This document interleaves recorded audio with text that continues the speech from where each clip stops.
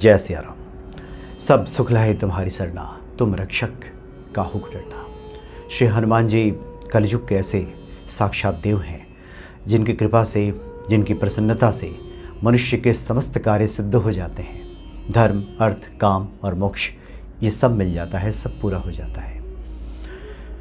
हनुमान जी की प्रसन्नता से, उनकी कृपा से अब तक जो कार्य असंभव लग रहा था कि इसका कोई हल नहीं निकलेगा, इन संकटों का कोई निराकरण नहीं होगा, वो संकट पल भर में दूर हो जाता है। गोस्वामी तुलसीदास जी ने हनुमान जी की प्रसन्नता के लिए, उनकी आराधना के लिए जिस हनुमान चालीसा की रचना की, उसकी प्रत्येक चौपाई, प्रत्येक पंक्तियाँ अद्भुत हैं। नित्य नए प्रयोग इन पंक्तियों को लेकर के हो रहे हैं। साधकों के अपने अनुभव हैं। अब तो चिकित्सा शास्त्र में, योग शास्त्र में वैज्ञानिकों ने भी अलग अलग प्रयोग करके देख लिया है कि बड़ा ही चमत्कृत कर देने वाली चौपाइयाँ हैं और भक्तों को बहुत जल्द शुभ परिणाम प्रदान कर देती हैं। एक तो जो हम धार्मिक रीति रिवाज से जो हम पूजा पाठ करते हैं, हनुमान चालीसा का पाठ करते हैं, उसका तो फल हमें मिलता ही है। जैसे संकल्पित होकर के षोडशोपचार, पंचोपचार हनुमान जी की पूजा करके 11 दिन 21 दिन का संकल्प लेकर के या नियमित हम हनुमान चालीसा का पाठ करते हैं, वो तो हमें उसका फल प्राप्त होता ही है। लेकिन चिकित्सा शास्त्र ने और खासकर योग शास्त्र ने इस बात को माना है, इसको स्वीकार किया है, ये साधकों का अनुभव है कि कुछ विशेष मुद्राएं हैं, कुछ विशेष योगाभ्यास हैं, कुछ विशेष ध्यान मुद्राएं हैं। उस परिस्थिति में अगर हम ध्यान करके हनुमान चालीसा का पाठ करते हैं तो बहुत जल्द हमें शुभ फलों की प्राप्ति हो जाती है। भगवान शिव को हमने देखा है, वो ध्यानस्थ रहते हैं, हमेशा ध्यान में लगे रहते हैं, प्रभु राम का चिंतन करते हैं, प्रभु राम के ध्यान में लगे रहते हैं। एक मुद्रा है शांभवी मुद्रा। शांभवी यानी कि भगवान शिव जो शंभु हैं, उन्हीं की पत्नी है शांभवी, माता पार्वती, उन्हीं के नाम से ये मुद्रा जानी जाती है। शांभवी मुद्रा इसलिए क्योंकि माता पार्वती ने ही भगवान शिव के सामने ये जिज्ञासा प्रकट की थी कि किसी ऐसे ध्यान विधि के बारे में बताएं जिससे कि मनुष्य की मनोकामनाएं शीघ्र पूरी हो जाती हों, मनुष्य को मनचाहा मिल जाता हो और मनुष्य का कल्याण जिसमें होता हो। चूँकि ये वो मुद्रा है, कई बार होता है कि हमारी कुछ ऐसी मांग होती है, मनोकामना होती है जिसमें हमारा कल्याण नहीं छुपा होता, लेकिन हम किसी भावावेश में, किसी परिस्थितिवश हम उसकी मांग कर बैठते हैं, लेकिन बाद में उसका सुफल हमें प्राप्त नहीं होता। लेकिन इस शांभवी मुद्रा में ध्यान करके अगर हनुमान चालीसा का पाठ किया जाए तो हमारे लिए जो कल्याणकारी है वो हमें अतिशीघ्र प्राप्त हो जाता है, हमारी इच्छा पूर्ति हो जाती है। चूँकि हनुमान जी के साधक जिन्हें सुमति मिल चुकी होती है, कुमति निवार सुमति के संगी, चूँकि हनुमान जी अपने साधकों को सबसे पहले तो सुमति देते हैं, तो उनकी मांग भी कुछ ऐसी वैसी नहीं होती। उनकी मांग इस बात पे छिपी होती है कि उनका कल्याण कैसे हो सके, लोक कल्याण कैसे हो सके, इसमें किसी का अहित हो, ऐसी मांग ऐसे साधकों की नहीं होती। तो शांभवी मुद्रा में अगर हनुमान चालीसा का हम पाठ करते हैं, जप करते हैं, तो जो भी हमारे लिए कल्याणकारी जो मांग है, जो इच्छा है, वो तुरंत हनुमान जी पूरी कर देते हैं। चूँकि भगवान शिव ने स्वयं माता पार्वती को ये बातें बताई हैं और श्री हनुमान जी रुद्र ही हैं, शिव ही हैं, इसलिए अतिशीघ्र इसमें सफलता हमको मिल जाती है। वैसे भी जो लोग शांभवी मुद्रा में ध्यान करते हैं, उस ध्यान से ही बहुत कुछ मिल जाता है। शांभवी मुद्रा यानी जिसको आज्ञा चक्र कहते हैं, थर्ड आई जिसको एक्टिवेट जिसमें हो जाता है, उसमें वो सक्रिय हो जाता है शांभवी मुद्रा में, जहाँ पे दोनों भावों के मध्य में, जहाँ पे ध्यान केंद्रित करके हनुमान चालीसा का पाठ किया जाता है।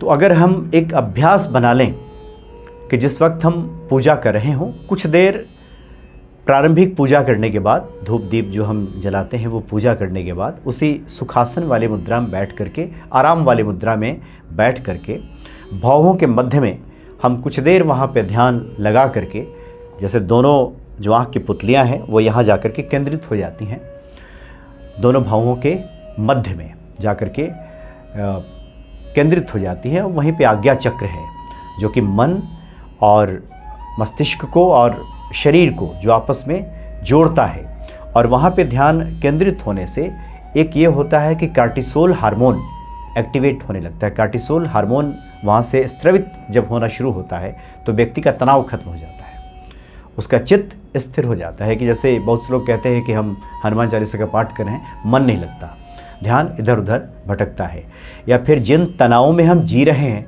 जिन दुखों ने हमें घेरे हुए हैं, उन दुखों से हम खुद को अलग नहीं कर पाते, हनुमान जी के प्रति हम ध्यानस्थ नहीं हो पाते, उनके प्रति भक्ति में हम लीन नहीं हो पाते, क्योंकि हमारी जो समस्याएं हैं वो हमारा पीछा नहीं छोड़ती। तो ऐसे लोगों के लिए भी बहुत ही ये लाभकारी सिद्ध होगा कि पहले हम इस शांभवी मुद्रा, मुद्रा का अर्थ होता है वहाँ पे बांध देना, वहाँ पे केंद्रित कर देना, वहाँ बंद कर देना, यानी कि हमारा ध्यान जा करके वहाँ पे केंद्रित हो गया, स्थिर हो गया, बंध गया, उसको बंद कर दिया गया वहीं पे जा करके। तो इस शांभवी मुद्रा में अगर ऐसा करना हम शुरू करें तो सबसे पहले तो हमारा जो तनाव है वो कम हो जाएगा। तो तनाव कम होगा तो हमारा चित्त स्थिर होगा, भक्ति में हम लीन होंगे।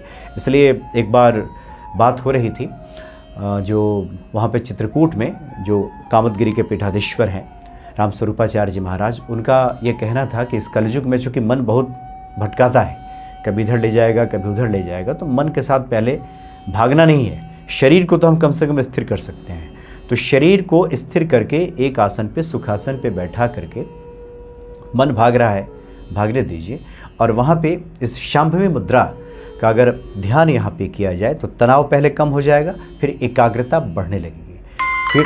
फिर जो हम हनुमान चालीसा का हम पाठ करेंगे, उस पाठ का हमें सुफल प्राप्त होने लगेगा, क्योंकि वहाँ पे हमारा मन कर्म वचन ध्यान जो लावे, ये जो प्रक्रिया है, ये जो पूरा एका है वो होना शुरू हो जाता है। मानसिक शांति मिलनी शुरू हो जाती है। ऐसे लोगों की नींद में सुधार होने लगता है, स्वास्थ्य सुधरने लगता है। हनुमान चालीसा तो ऐसा है जो स्वास्थ्य में सुधार लाता ही है।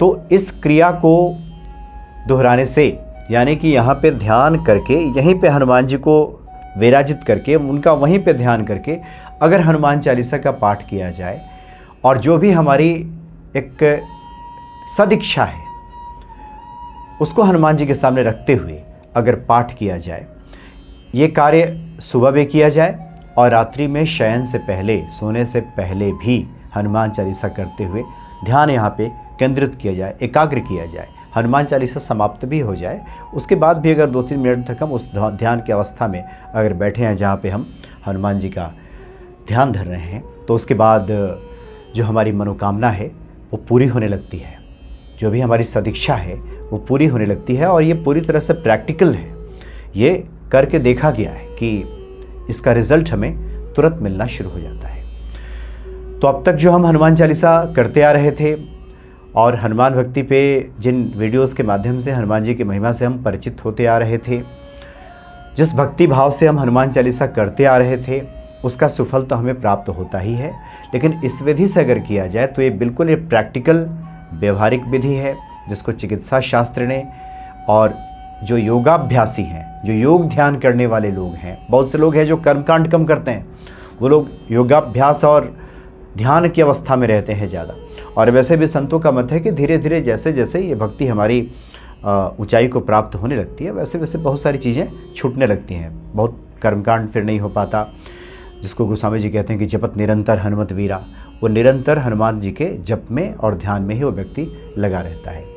अलग अलग स्थानों पे अलग अलग उसका महत्व होता है। तो अगर आज्ञा चक्र पे अगर इस तरह से हनुमान जी का ध्यान करके हनुमान चालीसा का पाठ किया जाए तो इच्छा पूर्ति इस प्रकार से हो जाती है और मनुष्य के का तनाव कम होता है, एकाग्रता बढ़ती है, स्वास्थ्य में सुधार होने लगता है, नींद नहीं आ रही है तो नींद की समस्या भी दूर होने लगती है। इसी प्रकार जो 7 चक्र हैं, अलग अलग चक्रों पे ध्यान धर के, ध्यान करके हनुमान चालीसा का जब पाठ किया जाता है तो उसका हमें अलग अलग प्रतिफल प्राप्त होता है।